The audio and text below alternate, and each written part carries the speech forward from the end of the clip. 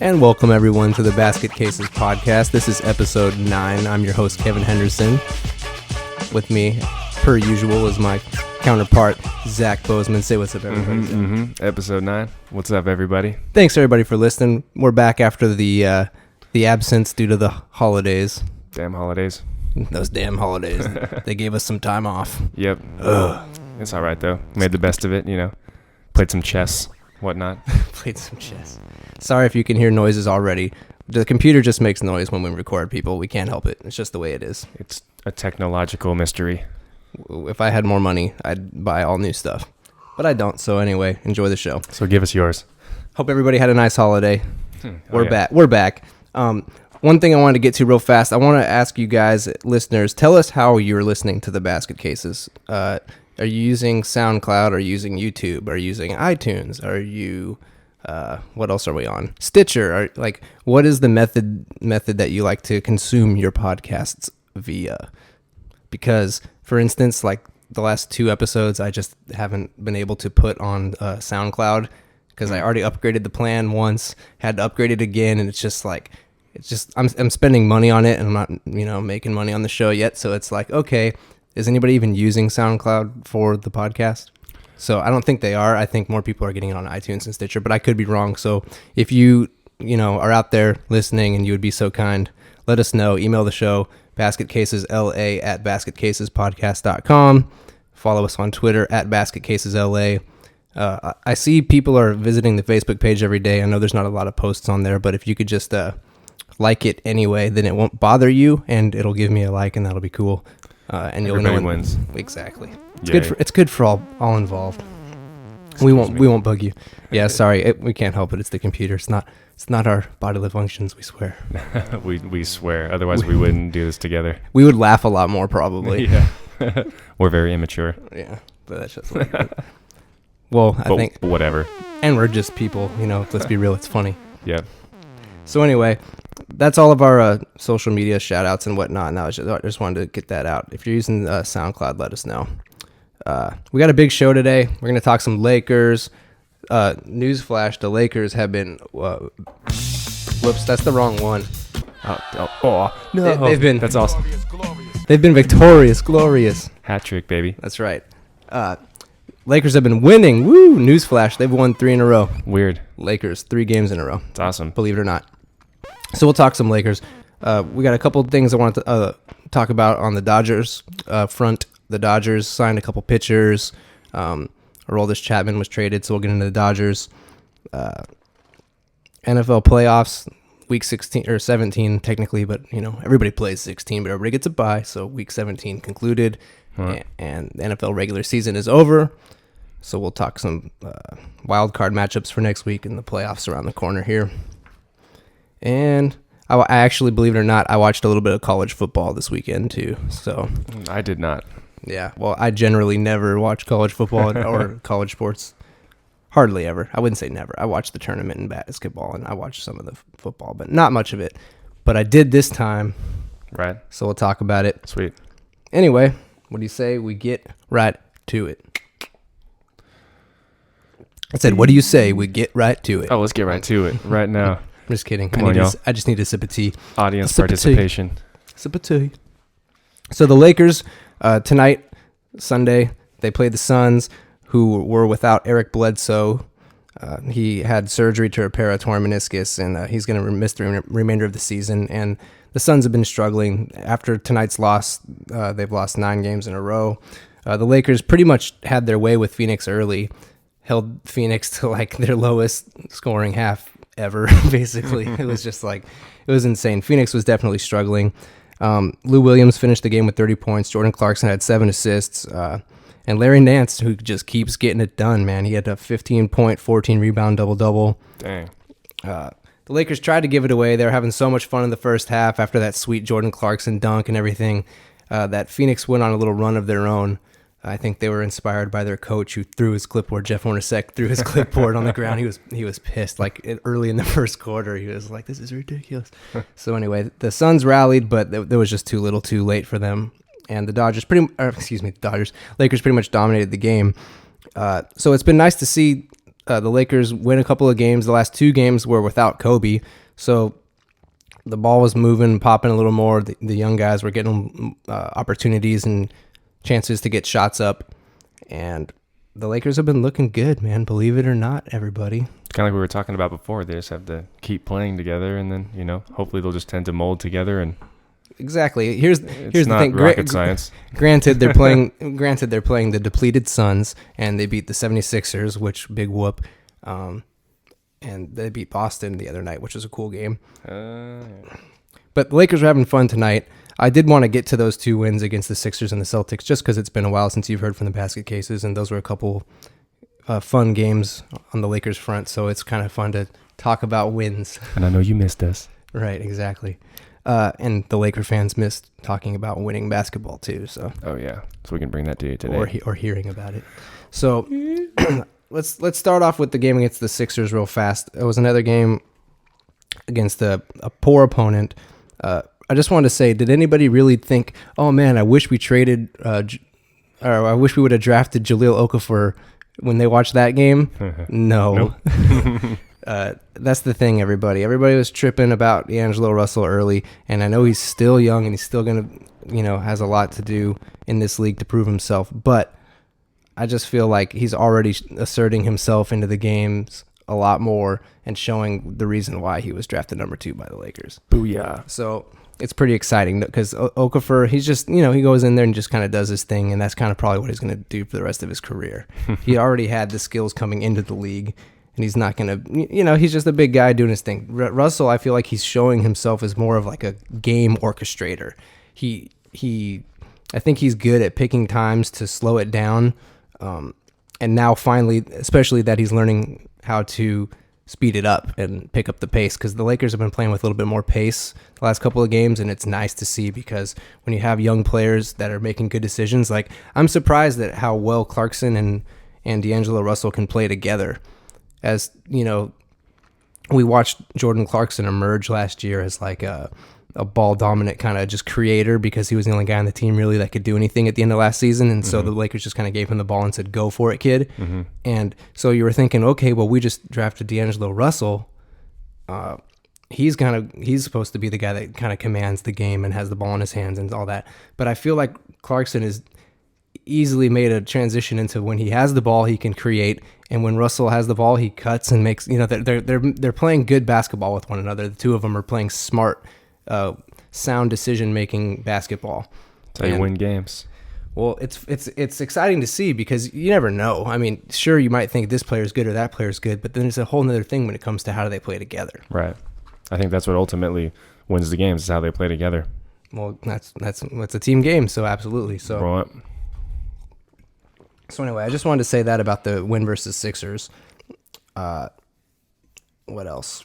Oh yeah, then the game against the Celtics, that was pretty fun to watch also. I'm sure Laker fans were tuned into the Lakers against the Celtics on, what was that, Thursday night. Kobe's last game in Boston. He brought his wife and kids out there to experience the green, as he said, because it's just a different green, he kept saying. It's just a different green. And so the ownership with Boston presented Kobe with a piece of the floor from the court, and like a little plaque and everything, and they said, to our friend and rival, or something like that, something nice. Yeah. Just the way you'd want it. And Kobe struggled and jacked up a bunch of shots, but then he did end up coming up big in the second half, particularly in the fourth quarter, hitting that dagger 3-pointer that kind of put the nail in the coffin for Boston. And so that was a nice thing to see Kobe get a win. Not just Kobe, but the Lakers finally get a win. But especially in Kobe's last trip to Boston. And it was a big deal because Kobe was so transparent about the impact that playing the rivalry with the Celtics had on his career, as far as his individual growth as a player and as a leader. One thing he said, I don't have a direct quote, but just the gist of it, he said that losing to the Celtics in 2008, the way the Lakers got, basically just stomped, he said that was the turning point for his career, and it motivated him to change his approach to the game and his approach to leadership. And he said that it brought out the best version of himself. And I would agree, because Kobe gets ridiculed and accused for a lot of things, But what he doesn't get enough credit for often is that he learns and adapts and changes and improves. He's real. He's a person who makes mistakes and learns from them and gets better. And people just say, oh, but he made mistakes. It's like, and you haven't. You know, it's like, so that's one thing that I like about Kobe, because if you noticed in 2008, the Lakers all of a sudden got good when they got the Pau Gasol trade midseason. And then it was just like, oh, okay, you know, let's go try to win a championship. And they got pretty darn close, but Boston did spank them. And then, you know, after playing Boston this week and talking about that series, Kobe was saying that it made him realize that how he needed to lead that group, and how he felt like he probably could have done a better job going back to training camp that season, even before the Pau trade, just with the mentality and approach to the team that would probably have, you know, been beneficial to them down the stretch, had he thought, you know, they were a contender that year. And, you know, it was just kind of interesting. He kind of really was very, he gave a lot of insight into his mentality and his, you know, where he felt like he messed up. And I like, it's kind of fun to see Kobe, you know, take the cloak of secrecy away a little bit and just kind of reveal what's going on in his mind, you know? Oh yeah. So anyway. Keeping it real, always. Keeping it real. Perfectly placed. Oh yeah, that's what it's there for. I was gonna say some kind of phrase, but I can't remember what it is, so I blew it. You blew it. You blew it. Get out of here. For Adam Sandler fans out there. Okay, so that's our Laker talk. Let's get into the rest of the NBA around the league. A couple stories from the week. I didn't really put them in order of importance, so we'll just do all of them, and you can just enjoy them because we'll make them fun. And if we don't, you can turn us off. You know, whatever. You know, whatever. Matt Barnes got a 2-game suspension from the NBA for his involvement in the little domestic altercation with ex-teammate and now Knicks head coach Derek Fisher. Matt Barnes and Fisher were teammates on the Lakers, if you don't know. And now Derek Fisher has since retired from his playing career and become the coach of the Knicks. And basically, I guess the story was that Matt Barnes' estranged wife, living in his, you know, a house that he owns with his 2 sons, she was having a get-together of some kind. Matt Barnes was elsewhere. And Matt Barnes received a phone call from his kid saying, hey, Dad, your teammate Derek is here, or whatever. Your friend Derek Fisher's here. So I guess what happened is basically, I guess, you know, Matt Barnes drove over there and was upset or whatever and kind of, you know, might have punched Fisher or whatever. Now, this is all old news, but I'm just trying to catch you guys all up because the new news is that he was suspended for the 2 games by the league, just Matt Barnes, not Derek Fisher. And this was an off-season incident, basically, or early season, but off-the-court incident at least. But Matt Barnes on New Year's Day or New Year's Eve or whatever it was took to Instagram to write a little journal, if you will. A little badassery.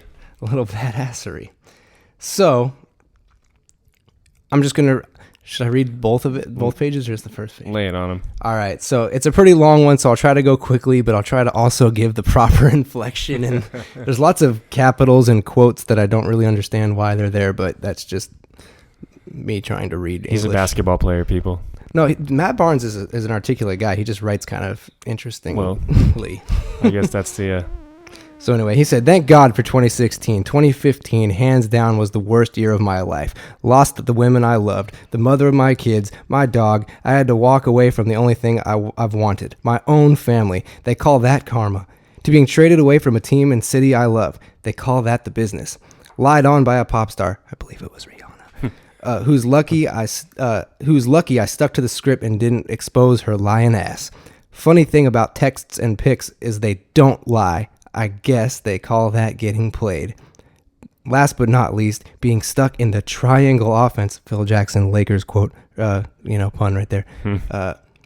Being stuck in the triangle offense with my ex and snitch, I mean former teammate and friend, who went behind my back, messed with my ex, got caught, got dealt with for being a snake, then ran and told the police and NBA. Instead of taking that ass whooping like a man and kept it moving. Where do they do that? Guess because I didn't snitch, I get a 2-game suspension by the league. They call that life. When it rained, it poured in 2015. All this played out like a bad reality show, a nightmare for your amusement and entertainment, for you to critique, make fun of, crack jokes, and laugh about what I should have did or what would have or what y'all would have done. I say all this not for sympathy, because I had a hand in all the bad S that happened. I was never perfect in my relationship. I didn't see eye to eye with my head coach. I was warned several times about old girl, and I introduced loved ones to people who I thought were friends. Lesson learned. This is for all of you who have effed up, who had an effed up year, to let you know I'm right there with you. We in this together. Everyone has ups and downs in this game called life. It gets better, I think. Haha, now trust me. It does, trust me. Remember, God gives his toughest battles to the strongest soldiers. Stay positive, hold your head, tighten your circle, and stick to your instincts. It's not about how many times you fall down, it's about how many times you get up. Here's to freeing your hands of all the BS of 2015, preparing for the blessing God has in store for us all in 2016. Happy New Year, love, hashtag the bad guy. So I tried to get through that quickly. But anyway, I think we were talking about this earlier, getting ready for the show. And I thought how funny it was when I read it. You're thinking, oh, this guy. And then when you like read it out loud, you're like, yeah. Right. You show him who's boss, man. It's fun. And I guess here we are just doing what he said. We're all laughing about it. But I guess, he had a place he was coming from. But do you think that the league should suspend Matt Barnes, not Derek Fisher? I mean, Derek Fisher didn't escalate the situation physically as far as I know. And I can see from like an NBA business perspective, they're like, yo, we don't want anybody on the court, off the court. We don't want people that work for us getting in fights. It's a bad look. So I can see that. It doesn't help that Matt Barnes has a reputation for being Matt Barnes. Right. Just kind of a physical player, a kind of, what's the word I'm looking for? The anti-hero. Just kind of, he's the villain. Yeah. But that didn't help him. So he got suspended by the league for a couple of games. But I thought his New Year's post was kind of invigorating. Yeah, that's cool. Just getting it off his chest. Like he says, he has a hand in anything he goes through. So he admitted that. Right. So that's badass in itself. He was just venting. He's like, he goes, I know I do these things. But I'm telling you. But I'm telling you like it is, though, man. I'm just... All right. So, in case you didn't know, everyone hates the Clippers. That's our next story. Howard Beck from the Bleacher Report put out an article, and it's called "Why Everyone in the NBA Hates the Los Angeles Clippers." And basically, we all know that the Clippers, particularly their superstars, Blake Griffin and Chris Paul, as well as Doc Rivers, is always, kind of on the officials' case throughout the game. And those guys tend to complain a lot. But this article was interesting. There's multiple people that went on and off the record as far as, giving their name.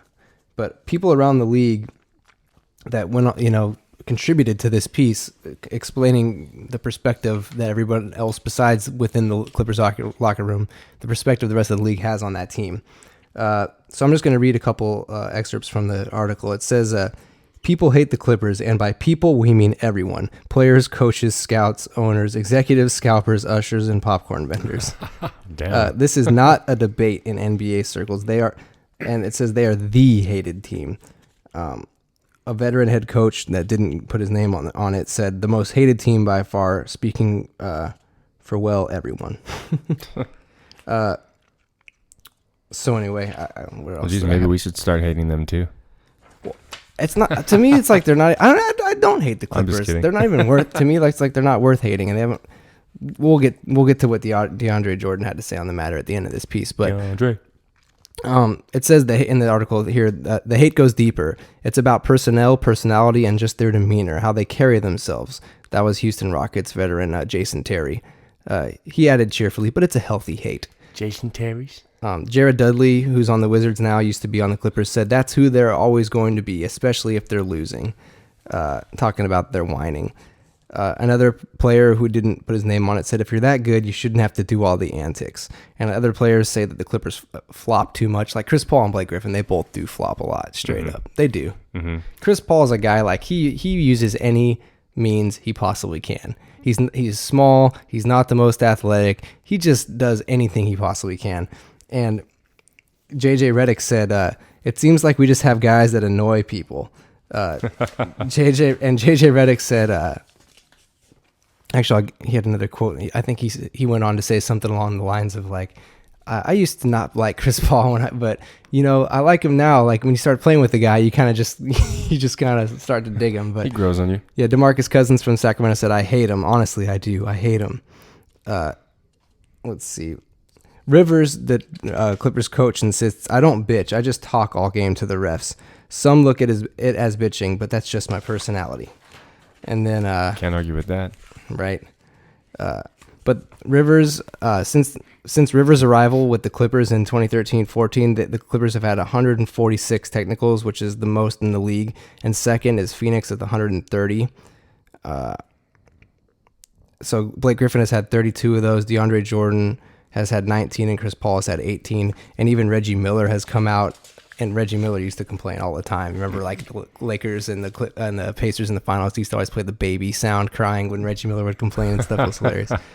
And then Brian Scalabrine, now he's a Celtics broadcaster, former player. He said, "I think it helps them get calls." He said, but the other thing is, I think it motivates them. It gets them fired up. I think they have the me against the world mentality, and it includes the officials. And I can see that. Well, this is the part that Doc Rivers kind of says it doesn't hurt them either. Howard Beck said, here's the really devious part. It also sucks in the opponent. Since 2013, Clipper opponents have been whistled for 110 technical fouls, the most in the league. So when they play other teams, they bring the technicals out in them as well. And so it costs everybody points. Yep. So that's where Doc Rivers said, but it doesn't hurt us. I'll put it that way. Being hated is not all bad at all. Let me just say, it's not a bad place to be. Hell, ain't no bad place to be. AC/DC shout out. Oh yeah. But one thing that is interesting, and if you just watch the games, Blake Griffin gets fouled all the time, and he gets awarded the second fewest free throws per game this season among players averaging at least 30 minutes and 23 points. So among good players who score, he gets fouled significantly, and he gets the fewest free throws. Second fewest free throws. So there's the JJ Redick quote. He said, before I played with CP, I didn't like CP. He didn't like me. But when you become teammates with a guy, you end up loving him. So nice. But I think it also rubs people the wrong way because they have all the endorsements and everything, and they haven't won anything yet. Like you see Blake Griffin and Chris Paul in every single commercial. Yeah, it's all ego stuff. Well, it's all money too. Like it's ego, it's money, it's everybody used to love the Clippers like a couple years ago. There's like Lob City and dunks and everything, but now it's like they've choked. They haven't won anything yet. They've right. It's kind of interesting. But Blake Griffin's acting skills have been improving in his commercials. Right. I came to win. Yeah, DeAndre Jordan said, "I don't know why we're the villains. We haven't won S, so I don't know why." That was the one I liked right there. So it's because they don't like your face. They don't like your faces. Yeah, I went out over the weekend and I was talking to a Clipper fan at a bar, and so I wanted to talk about the Clippers a little bit because it was kind of funny. We were talking about just like why can't the Clippers get over the hump, and I feel like Clipper fans are even frustrated by the Clippers right now. Like who do they go to when they need a big shot at the end? They don't have an identity right now. They need to use it's halftime. They need to use They need to use Stevenson. Stevenson, son. Stevenson, son. But it's halftime, everybody. You know what that means. It means all kinds of interesting topics. A little break from sports, maybe. There you go. Maybe not. So it's halftime. Thanks for introducing it, Zach, while I was taking notes here. I did not do a very good job, but I wasn't expecting to have to, so, winging it. You vamped it. It worked. So, let's see. What do we have for halftime this week, everybody? Welcome to halftime. We talk about different stuff besides sports, like Zach was saying. Hey, man, so Happy New Year, everybody. It's 2016. Woo! Yay. 2016, 2016, 21-6. 21-6. The 201-6. Merry late Christmas. Happy late Hanukkah. And everything in between. And all that good stuff. And all that jazz. You just looked at me like, what? Anyway, Happy New Year. So, here's some stuff for halftime. That's why I'm lost. So, how was your Christmas, man? Christmas was great, man. Just like every year. Breakfast and presents at the folks' place, and then went to grandma's at night and ate a lot of good food and, shared some love. Sweet. Some loving moments and times. Loving moments. How about you, man? It was good, man. Went out to Las Vegas, visited some family. I got to shout out my Uncle Rick. He fried the turkey. Oh, my gosh. Uncle Rick. Oh, man. I told him I'd shout him out for his turkey skills. We love you, Uncle Rick. And rest of the fam, my aunt Doreen did a killer job making Christmas feel like Christmas. So it was a good year. Good Christmas. I hear she's a good cook. Man, all the food that I ate was spectacular. Nice. I didn't have a bad bite. Ooh, yeah. So anyway, yeah, that was cool. Do you have any New Year's resolutions? Did you set any this year? Do you do that? Are you a New Year's resolutions guy? When I feel compelled, but, it doesn't have to be on the first. I'll probably think of something next week. But it's not like running or anything like Relatively New Year's resolutions. Relatively New Year's. Maybe some sit-ups. I don't know. I'm going to do 4 sit-ups a day. I'm going to say... I think it's manageable. I'm going to try to give out at least 10 smiles a day. That's a good goal. I wonder that'll probably get you somewhere. I think so. That's going to be like the Yes Man movie. Oh, that's my New Year's resolution. Just I'm going to say yes to everything. There you go. And see what happens. Can I have all your money? Yes. I like it already. It's the new year. It's great. It's got to mean something. Okay. What about you, man? Any resolutions? I'm gonna try to get out more. Probably just go out more. It's tough because I'm trying to watch all the sports, all the sports for the podcast and keep up with everything. But I'm also trying to just like do more stuff that is like out of my comfort zone. Yes. But it's not like a New Year's resolution. It's just kind of like a general theme for life. Yes. There you go. Even better. It's a life resolution. I'm going to resolve my life. I'm going to do more stuff. How do you like that one? Love it. Sweet. I'm just... So anyway, I saw The Hateful Eight last night. The new Quentin Tarantino movie. Yeah, I've been wanting to see that. How was it? It was good. I thought it was kind of about what you'd expect. An entertaining Tarantino film, to say the least. Yep. But I watched Django during the day to get myself all psyched up to watch the next Tarantino installment. Mm-hmm. And I'll say the new movie was good. I don't think it was quite on the level of Django or Inglourious Bastards or some of the other Tarantino classics, but I know those are more recent, but to me they're classics because I love them. But I think it was more so because there was no Leonardo DiCaprio or Christoph Waltz, like those completely just captivating, just oh my gosh. I'm surprised Christoph Waltz wasn't. I was too, unless the British guy was supposed to be him, but I couldn't tell. I'm mad at that. I don't know actors at He's all. a crazy good actor too. So yeah, right. No, you never know. But I don't think that was him. I don't know. Right, somebody's gonna like make fun of me for being stupid right now, but that's okay. Well, it won't be me. Thanks. until you see the movie. No, just kidding. Yeah, no. But anyway, it was good. Go see it. It's definitely entertaining. I chose to see that movie over Star Wars, and I never go to the movies, and I went to go see that one. So that goes to show you, I was pretty excited about it. It was good. I still want to see Star Wars. You said you've seen Star Wars. Yeah, I saw the new Star Wars, and I really enjoyed it. No spoilers, but give us a review. Let's see. A different approach from what I was really expecting. I mean, I haven't seen I know the first 3, right, and then the 3 newer ones that they've been making for the last 15 years or so. They were okay, but I definitely prefer this new one the most.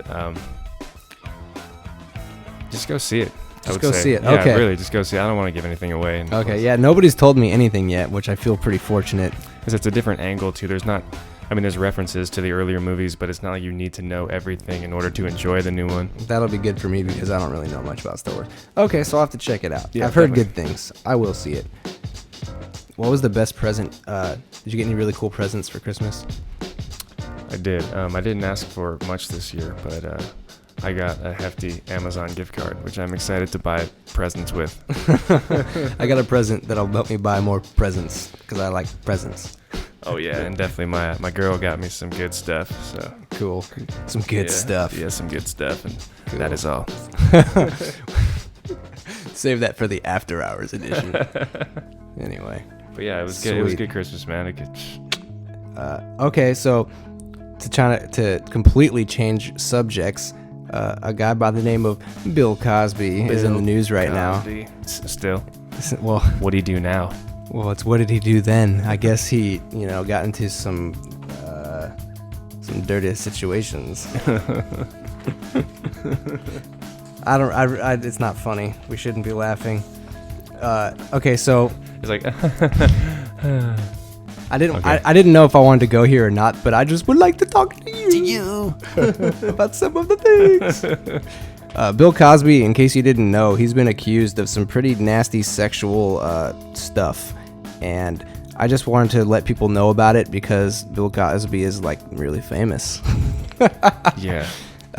So I got this article from CNN's legal analyst Danny Savalos, and it just kind of goes over it real briefly, or I'll go over it real briefly. He goes into detail, but it's in the Commonwealth of Pennsylvania, and he's been released on bail of $1 million, and he had to surrender his passport, and he's denied the allegations against him, but he's charged with aggravated indecent assault, among other things, I believe.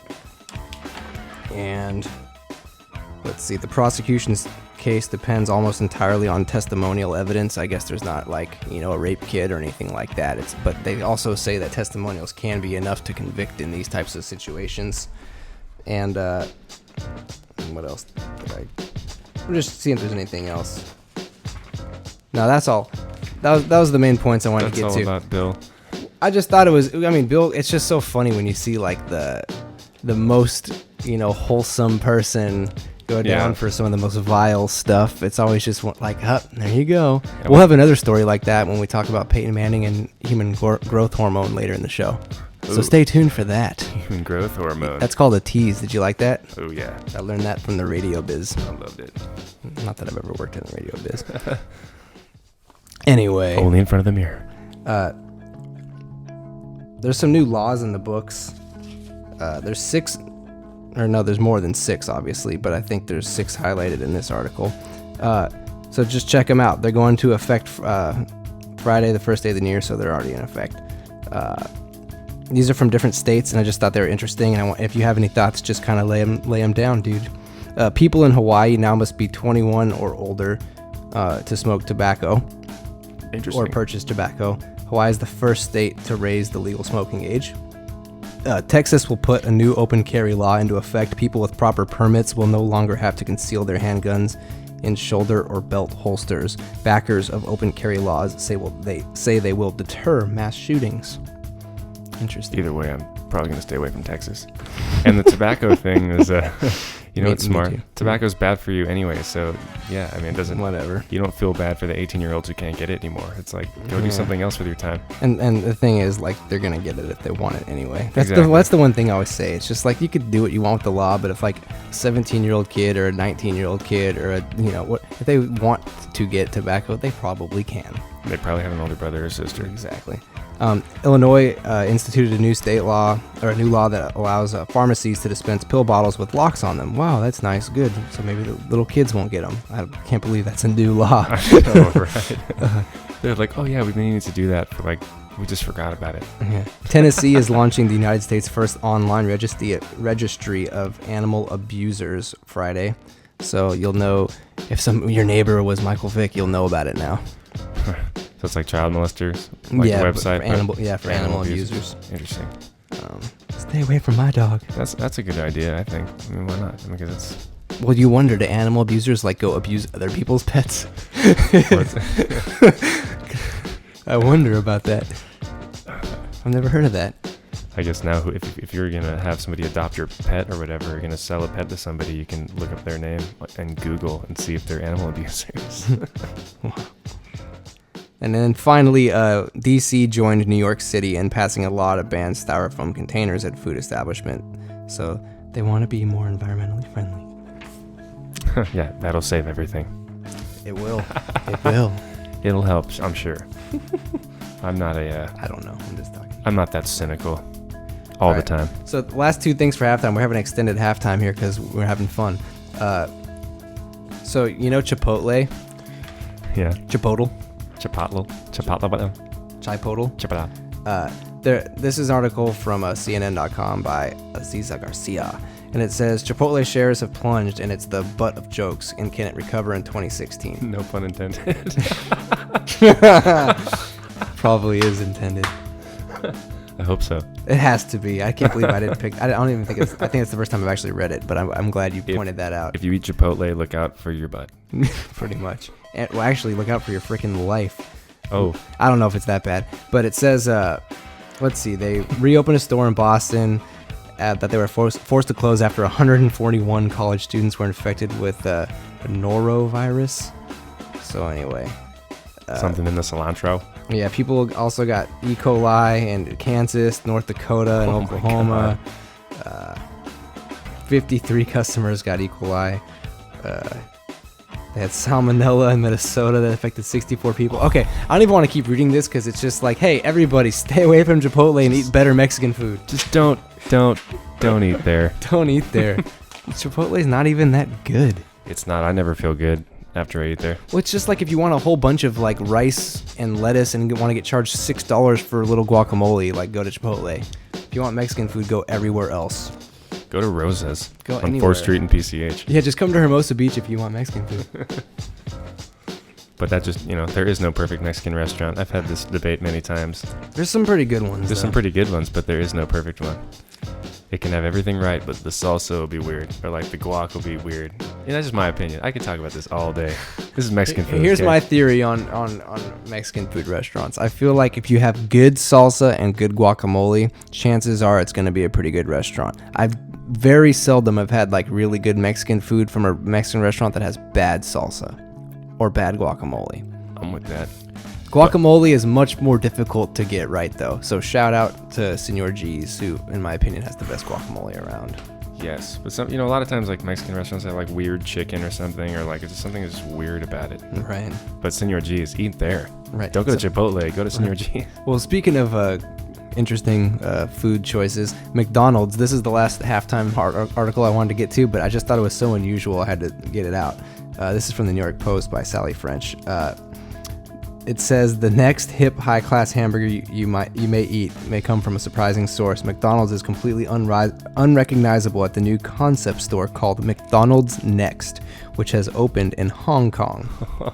They're always, Yeah, so I watched I saw a bunch of pictures and stuff like that for this thing on this website, and it's all gourmet. Like they serve the food on like a wooden board, like plank type thing, and like you customize your burgers and everything, and it's like to create your own taste. I know they've done some of that like locally, but this is a whole nother level in Hong Kong.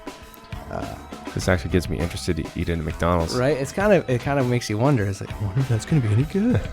I mean, it's gonna be good at 2 a.m. when you've been drinking. Right. All right. So anyway. That's enough for halftime, so we'll stop halftime and get to it. Cut and paste. Back to the NBA and the Clippers. So we talked about how everybody hates the Clippers, and that's cool. But the other thing I was talking about was how they need to use Lance Stevenson. I just feel like they went out and got all these off-season acquisitions to improve their depth, and they don't seem like they're any deeper this year, and that's a problem for them. The Blake Griffin injury, I think he's got like a small tear in his quad. You wonder if they're going to be able to rally around that like they did last year when Blake got hurt and Chris Paul and particularly DeAndre Jordan started having like huge games. And the last couple of games without Griffin, it seems like JJ Redick and Jamal Crawford are really kind of stepping up to fill the void basically. And JJ Redick is shooting the heck out of the ball. And I think just kind of to the point of the hate on the Clippers, it's like when something goes wrong for them is when they kind of rally, because they don't seem like a bunch of hateable guys really. Nah. Like there's just something kind of ineffable about it. Like so you're saying I'm not effable? Was that wrong? I forgot. It's still funny. Just popped in there. But anyway.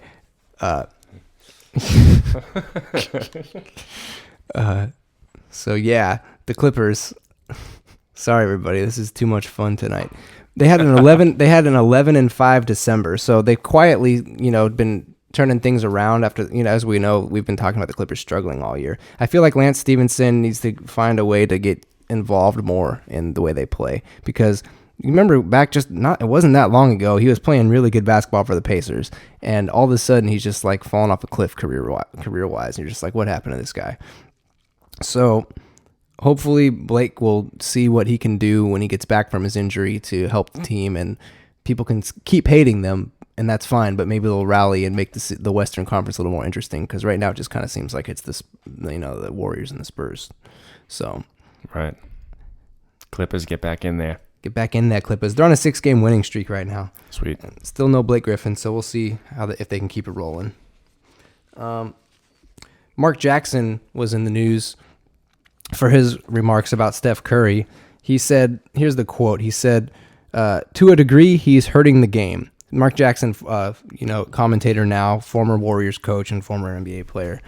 He's hurting to a degree, he's hurting the game. And what I mean by that is that I go into these high school gyms, I watch these kids, and the first thing they do is they run to the 3-point line. You are not Steph Curry. Work on the other aspects of the game. People think that he's just a knockdown shooter. Okay, so, and then Steph Curry was like, "Oh, I'll have to talk to him about that." He just kind of brushed it off, said, "If you're a shooter, shoot." But here's the thing about that. I don't think Mark Jackson's comments were coming from a bad place. I think more so what he was trying to say is just Steph Curry is a basketball player. He also is the best shooter ever. Sorry, he's taking advantage of his skill. So he's taking advantage of his skill. But here's the thing, we've talked about this before on the basket cases here. Just the evolution of basketball, and that there's more 3-point shooting and just more spacing, and everybody runs kind of the same pick and roll type offense now, and just the way the game is more offensive minded and just spaced, and like we said, the 3-point shot is the big part of that. Mm-hmm. Is that what we want kids to learn when they start learning basketball? My answer is, well, sure, that's fine. That's how we play basketball. If you have to add a 3-point shot to your arsenal, then that's fine. But my other answer is kind of to Mark Jackson's point. I'll try to be a little more eloquent with it than he was. But Steph Curry has completely sound fundamentals. He has great footwork. He's a fantastic dribbler. He's a great playmaker. He can pass the ball. Dribble, pass, shoot. He has the fundamentals of the game. And dribble, pass, shoot. His dribbling and his shooting are two of the best we've ever seen. That's why he's a good player. He's licensed to take those threes. But the thing is, he gets those threes because his dribbling is so good. He's able to create space for himself. Right. He makes room for himself. He knows that if he gets double teamed, he can pass it to somebody because he can make the pass. He can use his right hand, his left hand. He has good footwork to get out of difficult situations. He has good vision. He's a great basketball player. Now, if some kid just turns on the TV and watches 3 Warriors games in a month, they're going to say, "Oh, Steph Curry makes a bunch of 3-point shots," and they're going to go out there and jack up threes. But if that kid is actually going to try to make basketball a part of his future, right? If he has good coaches and stuff like that, you'll realize, no, it's fundamentals.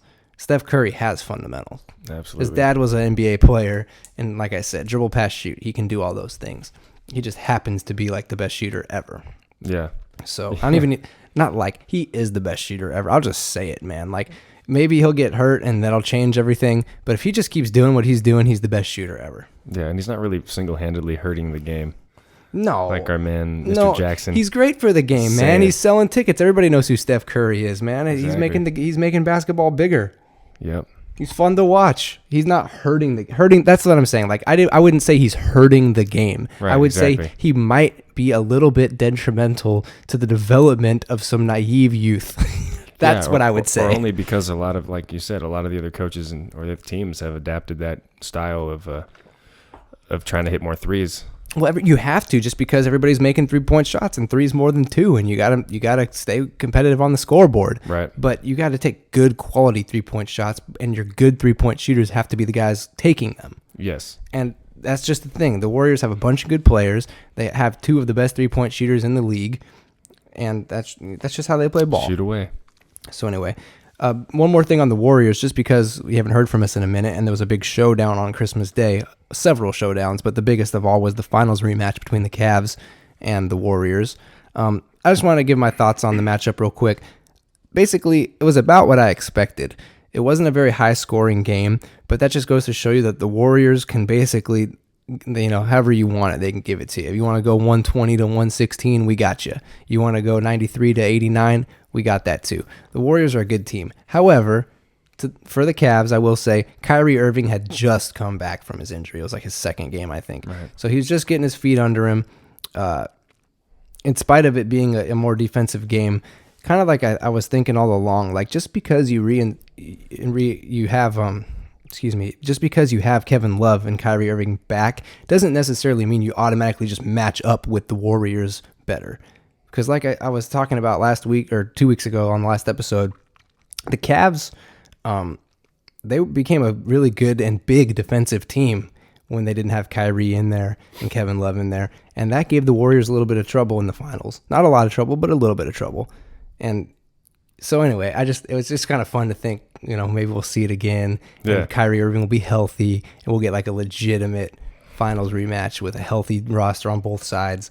But right now at this point, when the Cavs are still trying to get their wheels spinning and get traction, and while the Warriors are still just beasting people, right now they're a little hurt, but that was definitely going to be the Warriors' day on Christmas.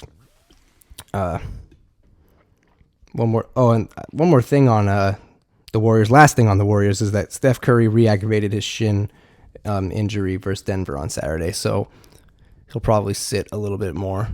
They beat Denver, but he's got a little bit of a lower extremity issue. Mm-hmm. Lower limb. Jimmy Butler for the Chicago Bulls had a crazy day-to-day against the Raptors. He set a record for the Bulls.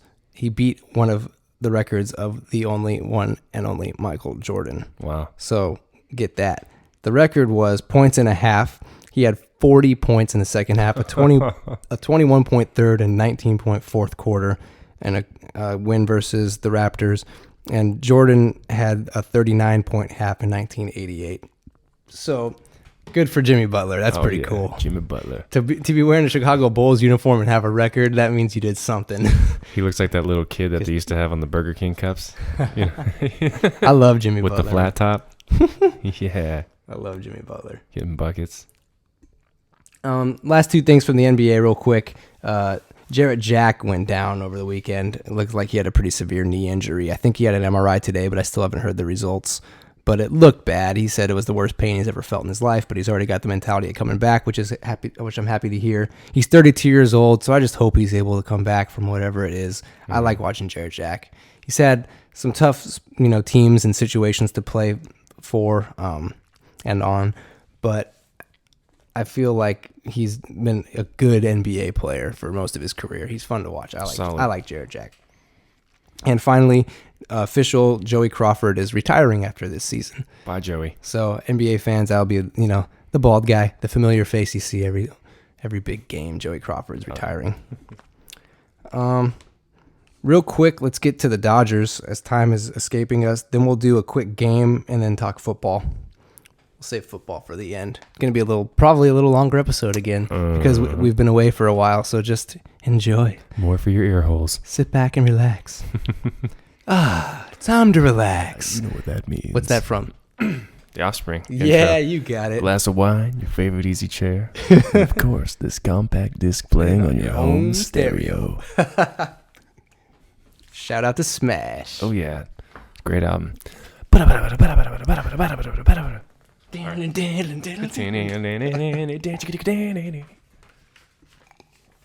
So the Dodgers, just to get some LA baseball coverage real quick, they announced that they're going to put their first statue up outside Dodger Stadium, and it's going to be of... There's my drum roll again. Jackie Robinson. Yeah. So that's cool. Jackie Robinson, legendary Dodger, will be the first statue at the stadium to be unveiled sometime in 2016. So that's cool. In other news, the Reds traded Aroldis Chapman to the Yankees, the closer the Dodgers were going after, who was in the alleged domestic disputes that we were discussing on the last episode. And so that leaves the Dodgers with still some pitching vacancies, and so they went out and signed Scott Kazmir, the left-handed pitcher. He's not quite a number 2 starter, maybe a pretty solid number 3 lefty, and so the Dodgers had a lot of left-handed pitching, and then they went and signed Kenta Maeda, the 27-year-old right-handed pitcher. He's known as Japan's top pitcher. His last season was 15-8, so he tied, I think that was like his highest win total, and he finished the season with a 2.09 ERA. So it gives the Dodgers a right-handed pitcher. The Japanese leagues are pretty good, so hopefully he's a solid pitcher and can shore up the rotation a little bit for the blue. Yes. Please do. Please shore up the rotation for the blue. I beg of you.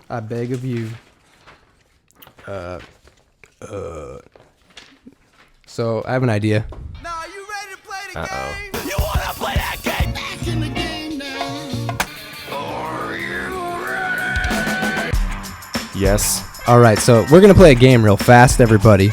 And it's just for fun because Christmas just happened and the holidays were just here and we're talking about presents and stuff like that. So I was still kind of in that mindset and mentality. Presents. Yeah. Yeah. So Yeah. quickly, I got an article here from Esquire that has most popular gifted toys, like the most gifted toys from... It actually went even further back, but I just took from our birth year, 89, to Represent. present, but the article only went up to 2011 with the statistics of the most sold toys. So we're going to go from 89 to 2011. There's a couple years that are represented by the same toy. Like, for instance, 93, 94, it's just one answer. And 2002, 2003, it's just one answer. This is going to be kind of tricky, but we're going to try our best. And we're going to do it catchphrase style. So I can't say the words. I'm just going to try to get Zach to guess these. There's like quite a few of them, so I'm going to give us 2 minutes. And we'll try to get as many as we can, okay? Wish me luck and show me love. So timer, 2 minutes. Are you ready? Ready. Let's go. This is a little red fuzzy character from Sesame Street. Elmo. And this is a version of him that is about music. Tickle me, Elmo. Like, okay, that's a different one, so we'll get there later. This one is has what genre of music would you think it would be like? Just bang in your head, like Metal. not quite Rock that. and roll. Okay, so you got it. Rock and roll, Elmo. There you go. Let's rock Elmo. You got it. Next, Steve Jobs. This is a tablet that company makes. Oh, computer. Tablet, like Tablet. what's their tablet called? Oh, the like, iPad? There you go. Apple iPad. That was 2010. You're skipping. Oh, so we're yeah. going down. Yeah, we're going. Yeah, I'm sorry. like the iPad in 1990. No, okay, good. All right, no time to waste. 2009. Yep. This is a like a Kindle type thing, but a different version of it. Fred Durst did it all for the Nookie. Okay, so shorten that word. The Ookie. The most simple way that you can.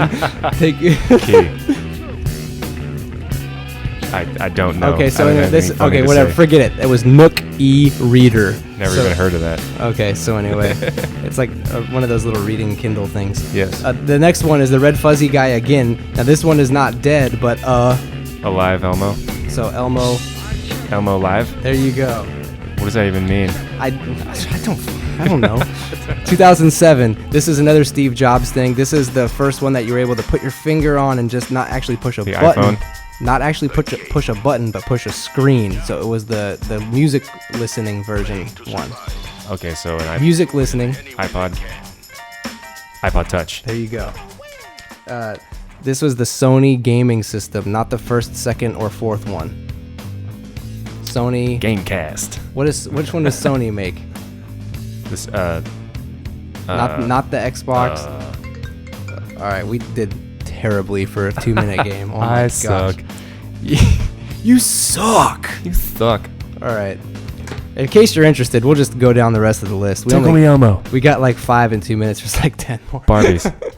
So anyway, I was trying to get Zach to say PlayStation. I didn't think it would be that difficult. Sorry. Ooh, it wasn't. You're right. PlayStation 3. 2005 was the Xbox 360. In 04, it was Robo Sapiens. I don't know what those are. 2002 to 03, it was Beyblades. Don't really know what those are either. 2001, it was Bratz, those dolls. 2000, it was the Razor scooter. I remember getting one of those. I got one of those. Yeah. 1999 was the Pokemon Nintendo game. So not the cards, but the Nintendo Not the game. carrots. I had the Game Boy ones. Nice. 98, it was Furby. I don't know what that is. Yeah, you do. Do I? Okay. 97 was the Tamagotchi. Remember those little like... Hell yeah, dude. Mine died in the washing machine. Never to be resurrected again. Yeah. 96 was Tickle Me Elmo. So Elmo got... Man, they must make some money off their Elmos. Stupid. 95 was the Beanie Babies. 93 and 94 was Power Rangers. Hell yeah. Yeah, dude. Yes. 92 was the Barney talking doll. 91 was Pogs. Yeah, I had me some Pogs, dude. I never understood Pogs. I had them. I didn't know what they were. I just got the ones that looked the coolest, and I threw them on the ground and stuff. Yeah. 1990 was Teenage Mutant Ninja Turtles, and 89 was the Game Boy. So that was our game. Game Boy, man. I love the Game Boy. Yeah, the Game Boy. I remember getting a Game Boy when I was a kid. I was so excited. I got the Game Boy Pocket. Yeah, that was later. That was yeah. like the first one that I got. Remember the big honking Game Boys, the original ones? Yeah.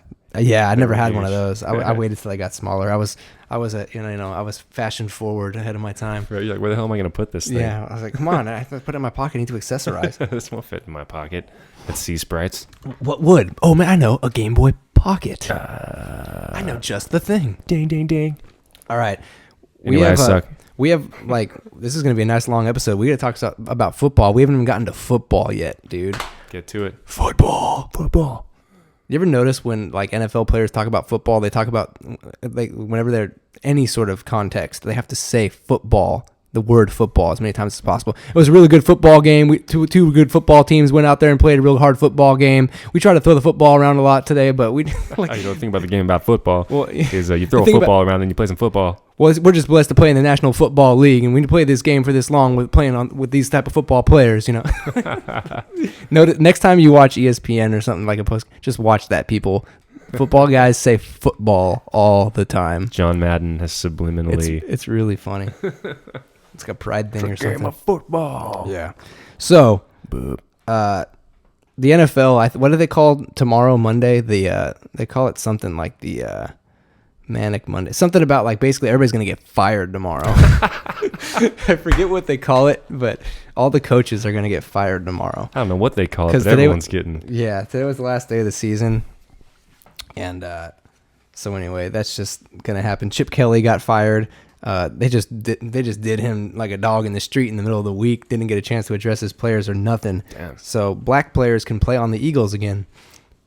That's a joke. Happy day. He was alleged by some of the players that he cut that he was not okay with the colored guys being on the team. But I think he was racist. I don't think that you could be a professional football coach at this level and go that far by being a racist. He was determined to be the first. Yeah, but maybe I'm wrong. But anyway, he's gone from Philadelphia, so I think a lot of Eagles fans are rejoicing. I don't really necessarily think that he had enough time to completely get his vision for the team out. However, he was racist, so who cares? Yeah. No, I'm just kidding. We're not alleging that. Don't sue us. Oh no, I don't know you. Yeah. Coach. Or LA, obviously we're going to get to some of the games and stuff in a moment, but these are just kind of the stories that I wanted to cover, and we'll get there. Relax.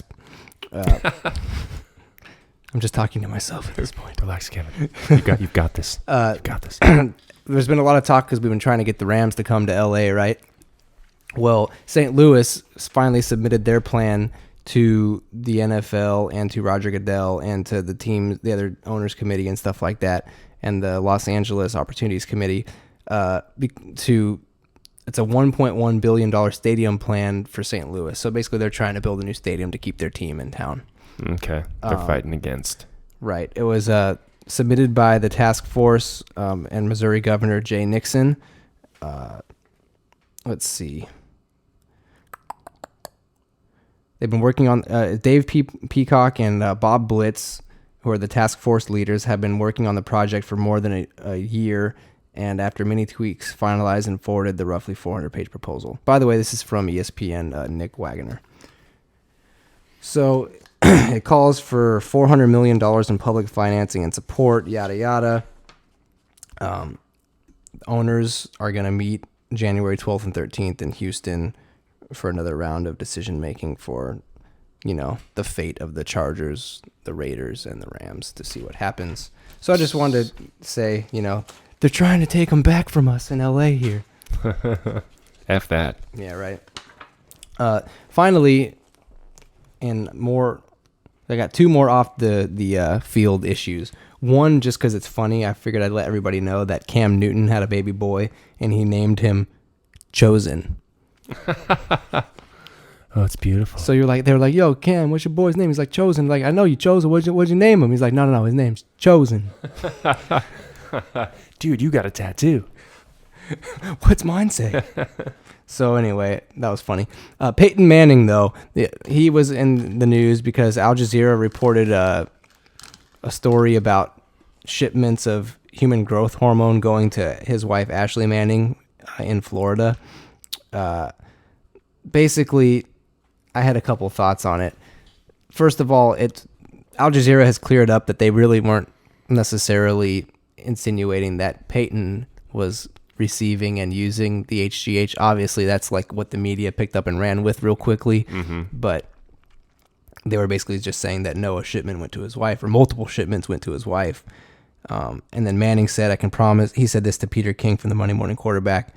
He said that I can promise you this is a total fabrication. I simply do not understand how somebody makes up something like this and it becomes a story. And then the guy admits he made it up and it's still a story. Right. That's the stupid part. How exactly does that work? So, but here's the thing though. I just wanted to say this just in case it comes out in the future. I don't want to accuse Peyton Manning, but I will say this. I saw the video of his denial, and I heard on the radio earlier in the week somebody made this comparison, and I thought it was great.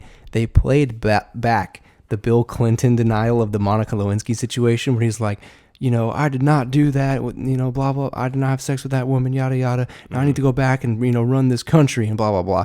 And then they played Peyton Manning's video interview that he did.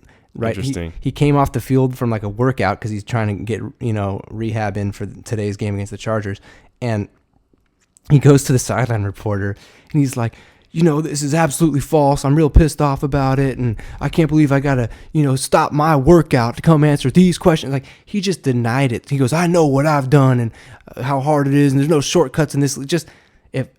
All I'm saying is sometimes you protest a little too much. Right, exactly. And we've seen it time and time again with guys like A-Rod, guys like Lance Armstrong, guys like Ryan Braun, like the baseball player that, all these guys that they are the cookie cutters, perfect, person in the spotlight in the media, and then they got the biggest, deepest, darkest secrets. They spend so much time protecting that image. I don't want to accuse Peyton Manning. He's been a great ambassador for the league and a good guy as far on all accounts, at least, when the camera's rolling. Yep. But if I was him, I wouldn't have approached it that way. I'll just put it like that. If I was him, I would be like, this is a ridiculous story. I'm really upset. My wife is involved in this. Her medical history shouldn't be public. I have not cheated. My reputation speaks for itself, and this story is a non-story. Thank you. Booyah. But when you get, I'm pissed off, and I got interrupted in my workout to come answer these stupid, ridiculous questions, and it's just like, oh, really, mister? You're a little hot right now? Mr. Quarterback of the NFL. Yeah, it's just like, so anyway, I just thought he might have, we'll see. Time will tell. It always does. But let's get to the more fun stuff, the games. The Raiders, I'm just going to go down the list here. I just kind of have thoughts on some of the games. The Raiders and the Chiefs. Chiefs are hot. They won 23-17. They've won 10 in a row, and they're going to face Houston in the playoffs. The Chiefs started the season 1-5, and that's a pretty remarkable comeback to win 10 games in a row and be in the playoffs and everything. Patriots lost to the Dolphins 20-10. Brady got thrown around. He only had 134 yards, and they still have clinched a first-round bye, and they're going to be the number 2 seed. But I feel like they're kind of a depleted team going into the playoffs. They've had so many injuries. They've been just trying to tread water, getting out of the regular season. I don't think that they are the threat that they were at the beginning of this season.